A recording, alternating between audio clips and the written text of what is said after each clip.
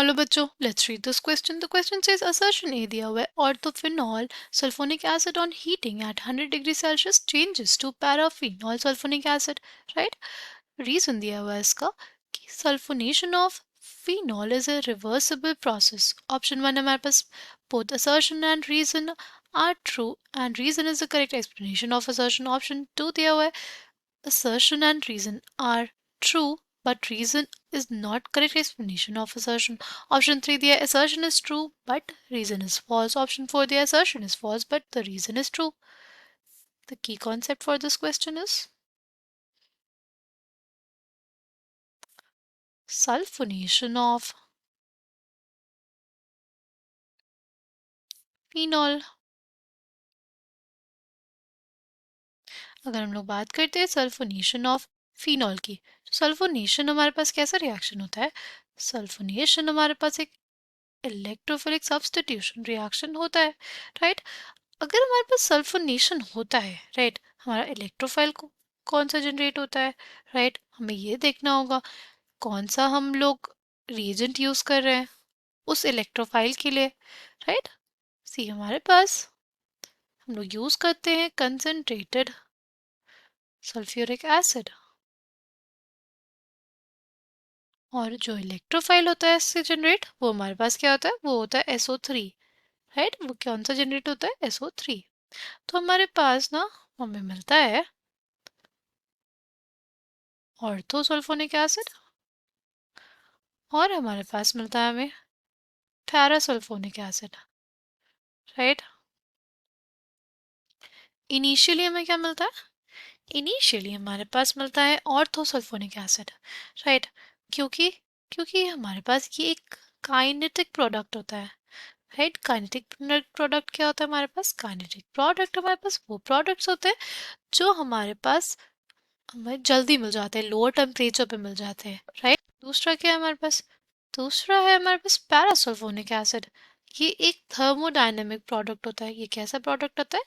ये हमारे पास एक थर्मोडायनेमिक प्रोडक्ट होता है. थर्मोडायनेमिक प्रोडक्ट का मतलब, सी, these products are basically more stable, right? ये जो प्रोडक्ट होगा हमारे पास क्या होगा? वो हमारे पास ज़्यादा स्टेबल होते हैं, राइट? अगर हमारे पास रिएक्शन 25 डिग्री सेल्सियस पे होती है ना, लगभग 22-25 डिग्री सेल्सियस, तो हमारे पास ऑर्थोसल्फोनिक एसिड मिलता है. बट अगर टेम्परेचर बढ़ा दिया जाए, राइट, तो हमारे पास हमें मिलता है क्या? पैरासल्फोनिक एसिड, राइट? अगर हमारे पास जो ऑर्थोसल्फोनिक एसिड है, जो हमारे पास ऑर्थोसल्फोनिक एसिड है, उसको हम लोग हीट कर देंगे 100 डिग्री सेल्सियस पे, तो क्या होगा? वो बदल जाता है हमारे पास पैरासल्फोनिक एसिड में. किस में बदल जाता है? पैरासल्फोनिक एसिड में. क्योंकि जो हमारे पास पैरासल्फोनिक एसिड फॉर्म है वो it is more stable, right? उसको टेम्परेचर मिलेगा तो किधर जाएगा? मूव करेगा उस डायरेक्शन में जहाँ पे मोर स्टेबिलिटी हो, राइट?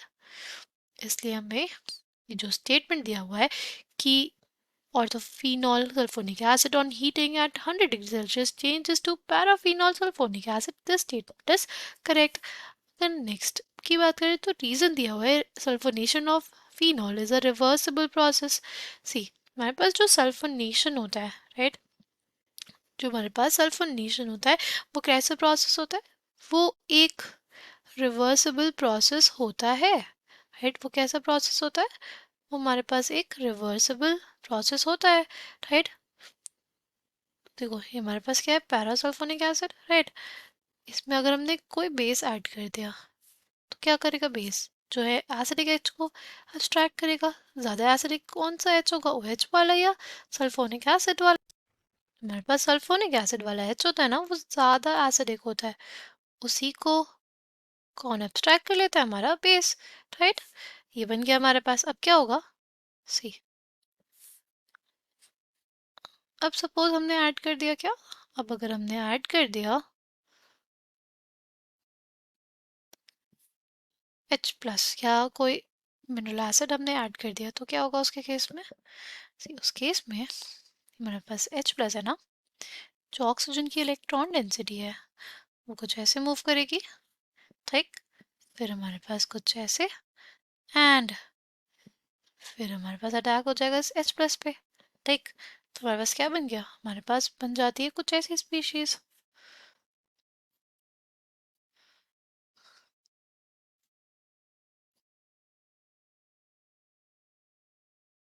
राइट। हमारे पास कुछ ऐसी स्पीशीज बन गई, राइट। अब क्या होगा, अब बेसिकली ना यहाँ पे हमारे पास जो SO3 है इसका एलिमिनेशन हो जाएगा और इलेक्ट्रॉन डेंसिटी कुछ ऐसे जाएगी, और सिंस यहाँ पे हमारे पास इवोल्यूशन ऑफ गैस हो रहा है तो हमेशा हमारे पास जो फॉरवर्ड डायरेक्शन है वो क्या होगी, फेवरेबल होगी, राइट। तो हमारे पास बेसिकली क्या बन गया, हमारे पास वापस से फिनॉल आ गया, ठीक। तो यहाँ ये जो स्टेटमेंट है सेकंड वाला वो भी करेक्ट है कि sulphonation of phenol is a reversible process, right. तो हमारे पास असर्शन भी करेक्ट है, रीजन भी करेक्ट है, बट क्या हमारे असर्शन को रीजन करेक्ट एक्सप्लेन कर रहा है, नहीं कर रहा है, क्योंकि वहाँ पे हमारे पास बात हो रही है सल्फोनेशन ऑफ फिनॉल की रिवर्सिबिलिटी की रीजन में, और हम असर्शन में बता रहे हैं कि जो ऑर्थोफिनॉल सल्फोनिक एसिड है वो पैराफिनॉल सल्फोनिक एसिड में बदल जाता है, राइट। तो इस क्वेश्चन का करेक्ट आंसर क्या हो जाएगा, option 2। I hope you understood it well, thank you and all the best.